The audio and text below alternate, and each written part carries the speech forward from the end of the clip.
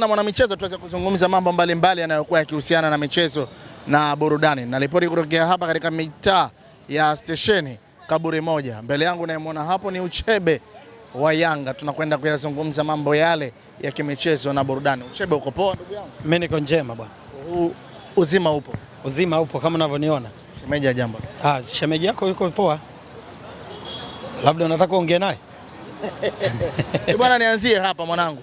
Watu wanazungumza mengi kuhusu Young Africans. Sajili zenu zinaonekana kama zinaanza kutisha hivi visiwani Zanzibar kwenye michuano ya Mapinduzi. Mnasemaje ndugu zangu ni wananchi? Of course, kwa sababu unavyokuwa klabu kubwa lazima uwe na wachezaji wakubwa. Ufanye usajili bora ambao unaenda kusaidia klabu yako kuendelea kuwa bora zaidi. Kwa uongozi wa Yanga uliangalia wapi ulifanya mistake, dirisha kubwa na dirisha dogo ni kujisaisha.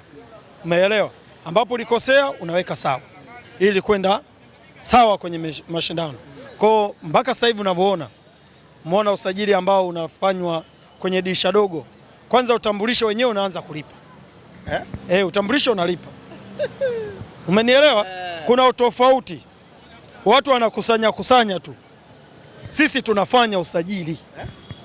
Kuna vilabu au kuna timu zinakusanya. Watu wanajaribiwa. Watajua wao. Kuna watu wanaangalia hapa tukusanye wapi?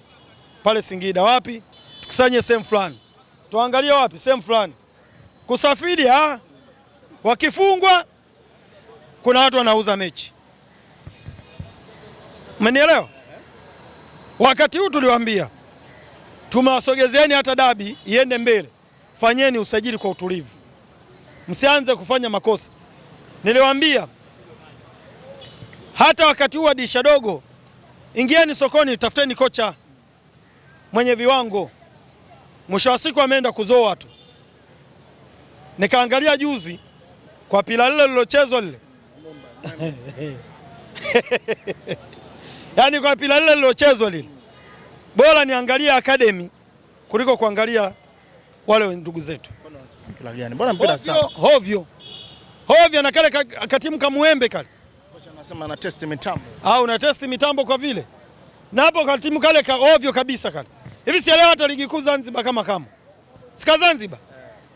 Amesema muembe Makumbi City. Yaani mtu binafsi tu kakaa huko kafikiria na mimi nianzishe familia kangu na mimi kaende kwenye mashindano. Amekapeleka wanashindana, mtu anashindwa.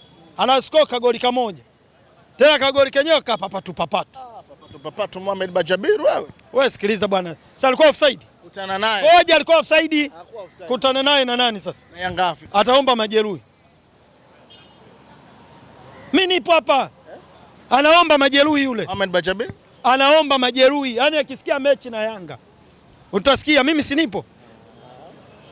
Deriki anapiga vipasi mpaka vya kisigino. Sikiliza. Anapiga kwa nani? Anapiga kwa nani? What a player Mohamed Bajaber. Blaza, mimi narudia tena. Kwa ule mpira anaocheza. Kwa ule mpira hata mtoto wa shule ya msingi anamshinda. Situkani na simdhalilishi. Katika vitu usajili mbovu Simba amezifanya ni zile. Wewe unamsajili majeruhi. Mechi moja mbili yuko kitandani. Alafu unakuja kutana na dabi. Yaani unampeleka pale mbele tunasema sasa wewe na Pacome mpishane. Anaweza kupishana. Matusi. Hebu acheni dharau. Acheni dharau. Hamna dharau. No, never.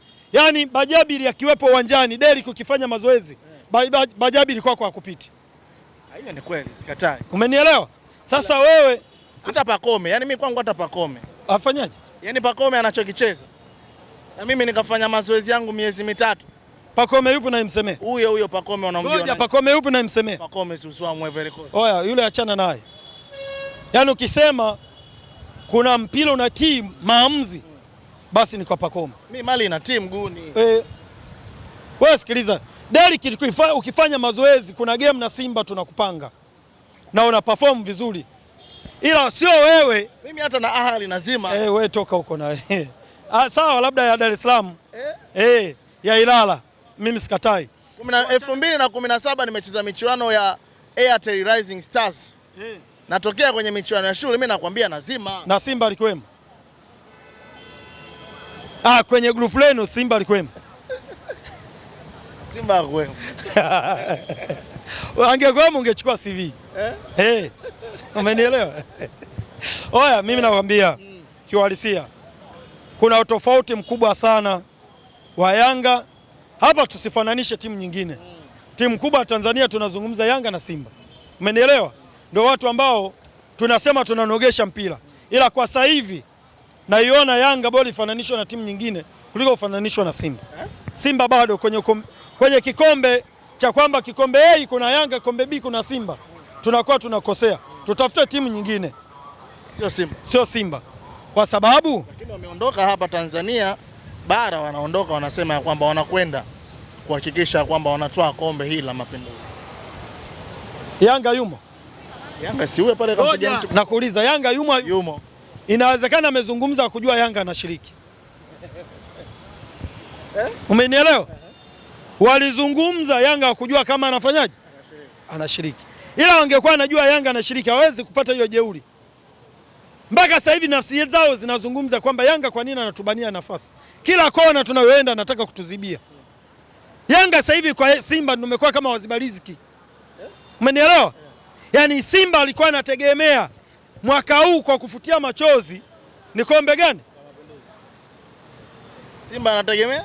Alikuwa anategemea kifutia machozi kombe la Mapinduzi. Kushiriki kwa Yanga pale imekuwa ni tatizo kwenye familia ya Simba. Hili tuzungumze ukweli. Umenielewa? Msimu huu nikwambie, nakupa ukweli Derrick hapa.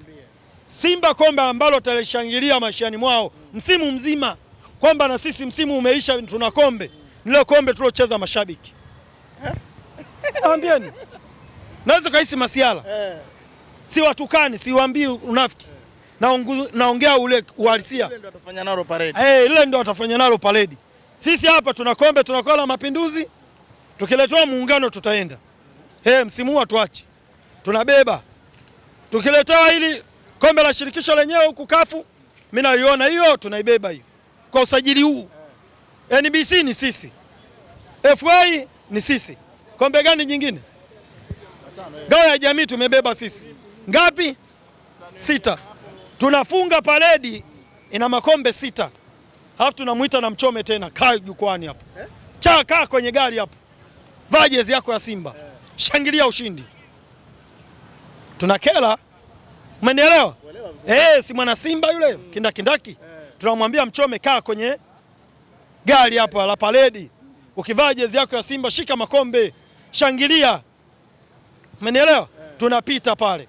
Halafu tunawaambia haya ndio makombe sisi msimu mzima tumebeba. Wewe pita na paredi yako ya kombe la mashabiki. Kila mtu anavuna alichopanda. Wao wamevuna kile walichopanda na mashabiki. Kwa hiyo sisi tunakuhakikishia kwa aina ya sajili ambazo wanazifanya ni bora wachukue mashabiki wa Simba waandaage vimechi huko mtaani. Wanaweza kukusanya vikombe vingi kuliko kutegemea siyo kina Bajabiri, kina nani hao? Kina Mtale, kina Mpanzu, kina Mkwala. Is never Simba hawezi kuwa bingwa. Never. Usajili wenyewe ndio sasa hivi wanapiga, yani kila kunavyoitwa kesho. Singida halali usingizi. Simu zinaita kuhusu Chama. Wakati huyo Chama wakati anasajiliwa Yanga walituambia mzee. Na tukawaambia Chama tunakubaliana na nyinyi mmekaa naye muda mrefu.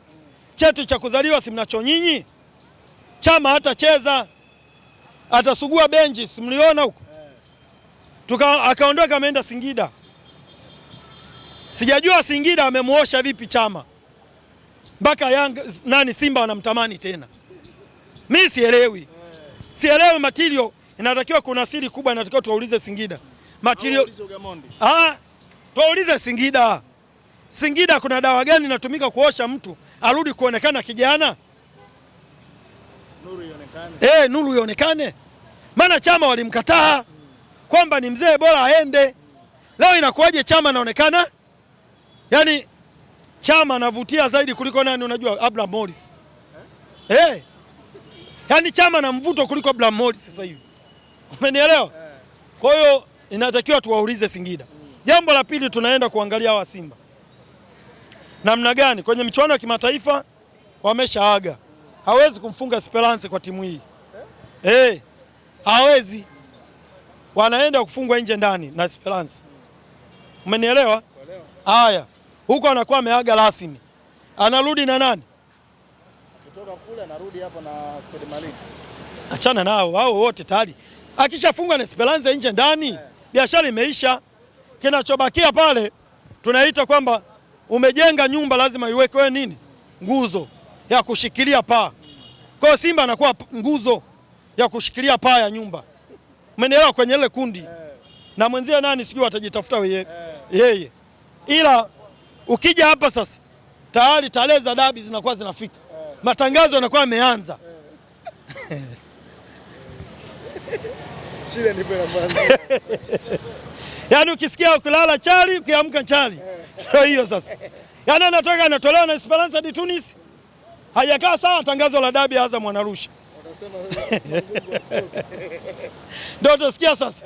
Mangungu hatufai. Mangungu anahujumu. Sijui nini. Bwana, mbona huku kwingine sasa hivi unazisikia hizo habari? Saizi hakuna. Wameshinda juzi na nani? Na Mwembe kule. Mwembe sio wa Uani, Mwembe sio wapi? Mwembe wa Makumbi. Uongozi bora wanasema.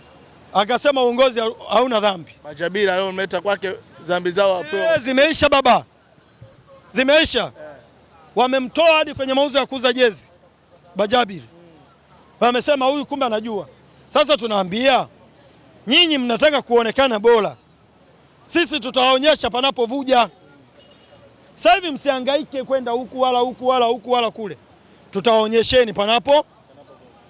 Bwana, mimi nataka nimalize na hili bwana. Jana Taifa Stars tumetolewa, lakini shughuli wameipata watu kutokea Morocco. Hiyo ndio hoja ya msingi sana. Jana kwanza, kama Watanzania hapa tuzungumze kama Watanzania, cha kwanza uongozi mzima wa Taifa Stars. Pili, tupongeze serikali yetu kwa maandalizi bora. Tatu, tupongeze wachezaji kwa kujitoa uwanjani. Wamejitoa 100% katika mechi zote 4. Wameonyesha mpira ambao toka nimekuwa na ufahamu wa kufuatia mpira wa Taifa Stars kwa kipindi hiki cha AFCON, wametuonyesha mpira mkubwa. Kwenda kushindana na wachezaji wanaolipwa, wanaocheza mpira wa kulipwa. Alafu wanakuja kukutana na wachezaji ambao sisi hatumo kwenye orodha ya kulipwa hata mmoja. Tuko ndani ya ligi yetu. Tuko na ligi yetu, tukizulula sana tumeenda huko vitimu vingine. Lakini tunaenda kuonyesha namna gani sisi ni washindani wakubwa. Tunamwonyesha Nigeria maswali magumu, anashindwa kuyajibu ipasavyo. Japo alitubahatisha kwa bahati nasibu sana. Baadhi ya swali akalijibu akalipatia. Tumeenda kumwonyesha Uganda ambaye siku zote alikuwa kwetu, akikutana na sisi anaona kama daraja tu. Anajivukia anavyotaka. Tunaenda kumkatalia kwamba sasa hivi hapa sio. Tunavuna alama, tunagawana. Tunaenda kukutana na Tunisia, Waarabu hao. Umenielewa? Tukamwambia weupe wako ututishi sisi. Wachezaji wako wanaocheza huko kwenye mabara ya kulipwa ni huko. Sisi Tanzania tumekuwa kisoka, tunapasuana, tunagawana point, tunaenda 16 bora. 16 bora, refa anaamua kutudhulumu wa Tanzania haki yetu. Hapa mimi naambia yule refa yule, kwanza asubutu siku moja aje Tanzania, tutagawana vipande vya nyama. Hawezi kutuletea ule utoto ule. Refa ndo kaamua sasa kwamba mshindi awe Morocco. Sio sheria 17 za mpira wala kanuni yoyote, ila yeye kwa maamuzi yake kaamua Morocco aende robo finali kwa kutudhulumu wa Tanzania. Na hiki kilio cha si wa Tanzania akijui vizuri, litamkuta jambo ambalo hata kaa amini maishani mwake. Atakutana na jambo ambalo hata kaa amini maishani mwake. Hawezi akatoa zaidi ya machozi ya watu wa Tanzania zaidi ya milioni 60. Tunalia kwa sababu yake yeye. Hii haiwezekani abadan. Jambo lolote limkute yule refa yule. Yule refa yule, jambo lolote limkute. Huwezi kudhulumu haki yetu wa Tanzania hivi tunaona.